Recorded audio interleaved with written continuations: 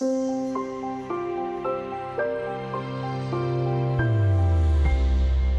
best-known ongoing research into the performance of actively managed funds is conducted by S&P Dow Jones Indices.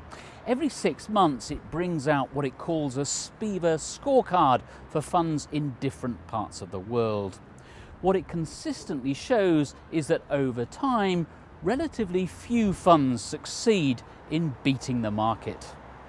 We use in a local market database to identify, first of all the active funds that have been operating in a particular category, like UK equities or Danish equities or US large caps. And then we'll report all sorts of statistics. It's actually a very rich report. Most people tend to focus on the top line number, report 1, which reports the percentage of funds that beat the benchmark. Proponents of active management often say the SPIVA data is all very well, but what if you can identify future winners in advance? However, something else that SPIVA tells us is that there's very little persistence in outperformance. So picking future winners based on past performance is extremely difficult.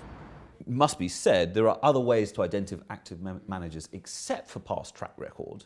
But if skill exists and is identifiable, you would expect it to turn up in prior performance. And what these reports show is that over time, it is actually not the case that just focusing on the top half of all funds or the top quartile of all funds historically really gives you any better chance of outperforming than just picking at random.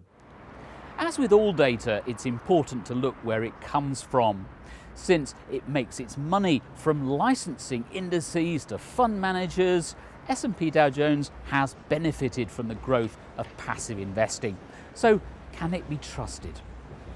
We have benefited as a company from a trend towards greater transparency and passive investing because people are using our indices as the basis for investment products. Having said that, what we noticed quite a while ago was that the debate around where indices might be a good idea or where passive fits in the portfolio was conducted in a very emotional context. I think this is good, index funds are un-American or whatever it is. And what we wanted to do with SPIVA was to inform the debate. If you haven't yet seen a SPIVA report for your part of the world, it's worth having a look. The web address is us.spindices.com/SPIVA. That's us.spindices.com/SPIVA.